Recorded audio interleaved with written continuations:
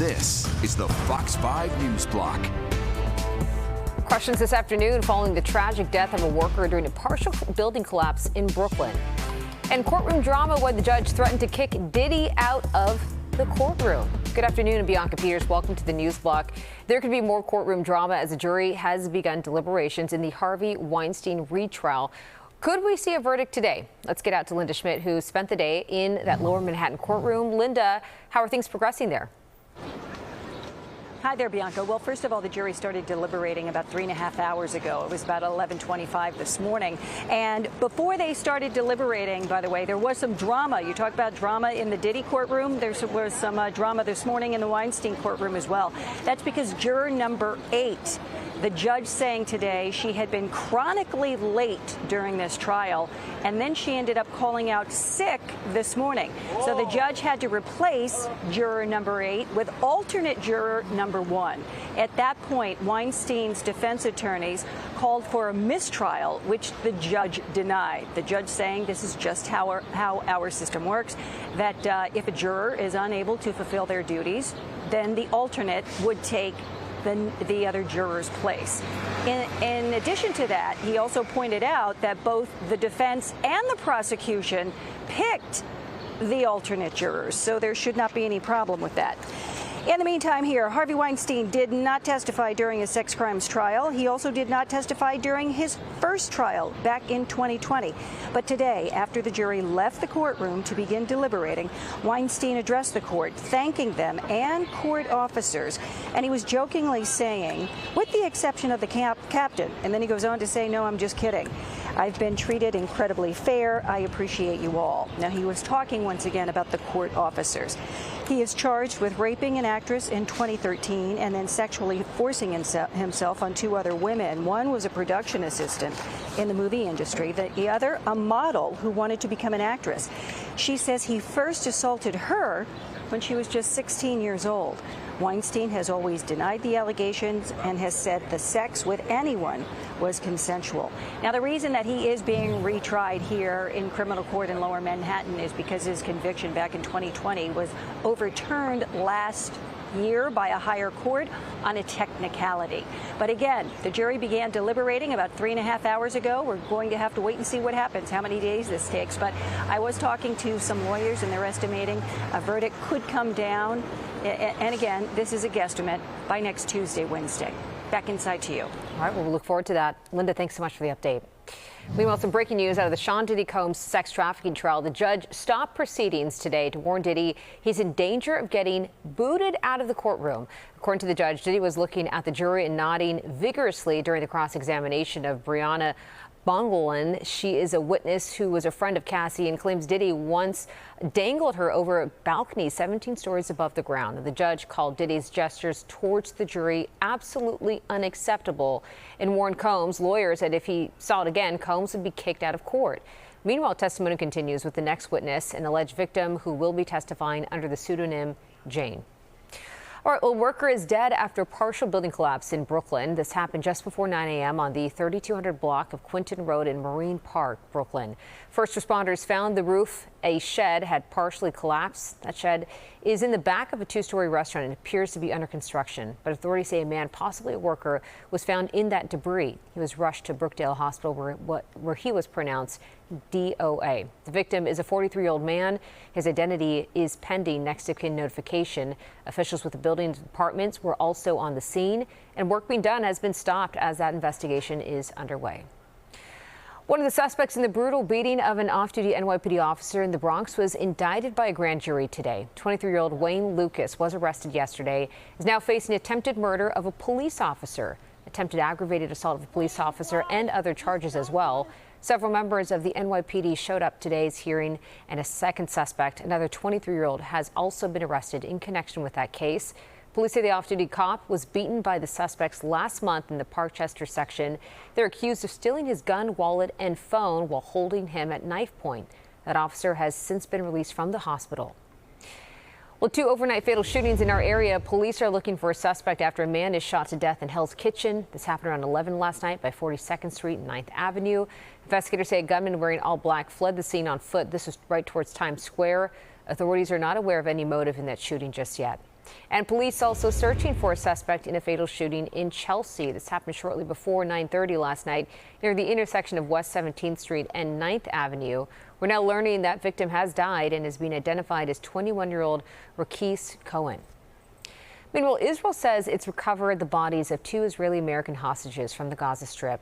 Israeli officials say the remains of 7-year-old Judah Weinstein and 72-year-old Gad Haggai were recovered and returned to Israel in a special operation by the Israeli army. Both had Israeli and U.S. citizenship. Weinstein was also a Canadian citizen, but the military said that they were killed on the October 7th attack and taken into Gaza. We'll be right back. Stay with us. Are you ready for the ultimate entertainment experience? Spectrum is bringing together the streaming apps you love. Plus, live TV for sports, entertainment, and news. All in one place, across your devices. So no matter when or where you are, it's all here. Spectrum. Well, busy day for President Trump. He says that the U.S. and China will resume trade talks. This news comes following a phone call this morning between Trump and Chinese President Xi Jinping. Trump says the conversation was a, quote, very positive conclusion as both sides look to resolve the ongoing trade war. He announced that the two countries will hold trade talks in the hopes of breaking an impasse over tariffs and global supplies of rare earth minerals.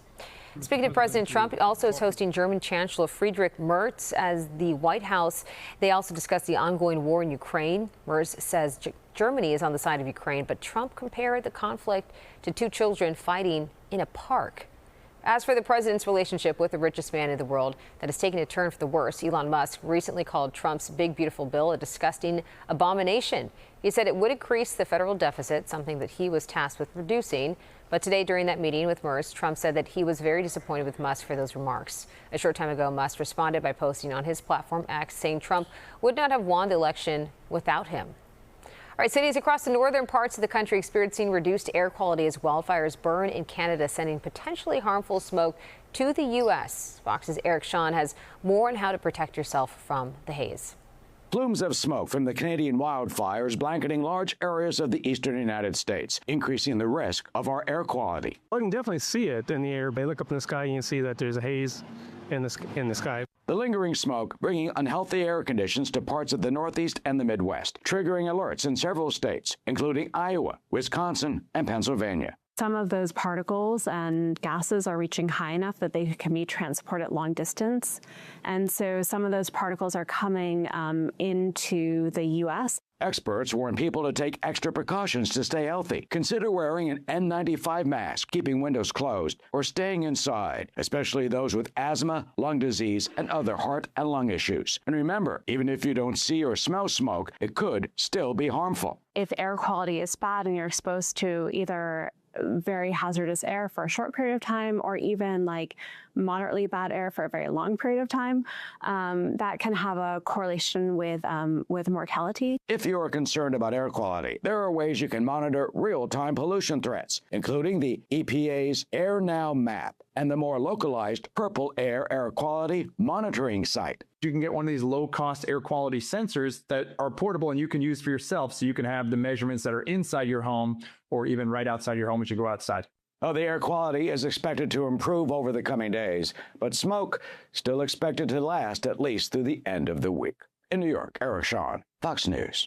Speaking of that smoke, let's take a live look outside as we see that haze that we've been talking about. Liv Johnson at the Weather Center with more. Liv, what's going on?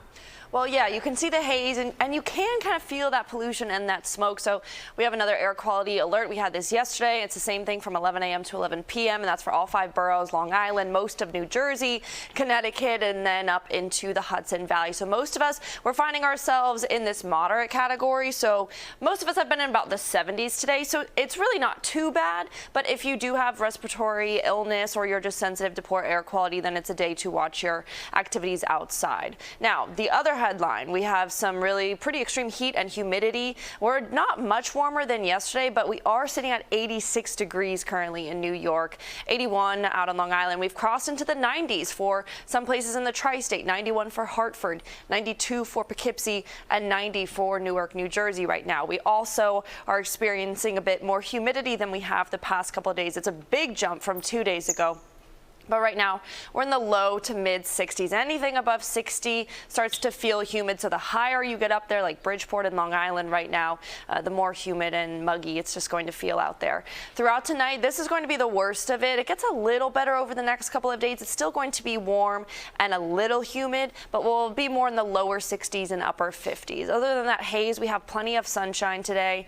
We have a cold front that's going to make its way down Friday night, so it's going to cool us down for the weekend, but just into the 70s. We'll just get out from the 80s and 90s back into the 70s, and it's likely that that front is going to have a little bit of rain behind it and in front of it. So for the rest of your day, hot, humid temperatures in the 80s, eventually cooling down to the 60s and 70s, especially for those coastal areas. Tomorrow morning, we wake up with temperatures in the 60s and 70s.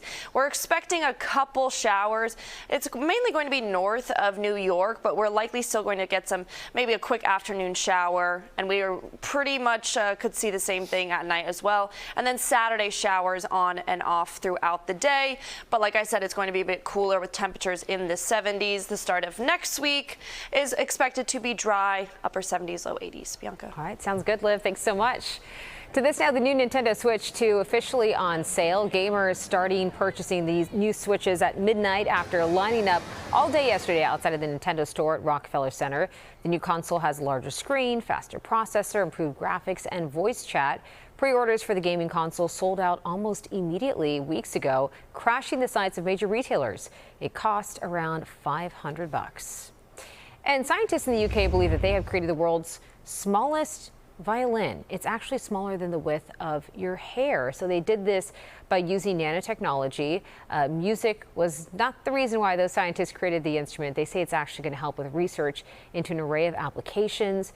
This includes improving the efficiency of computers and finding new ways of harvesting energy.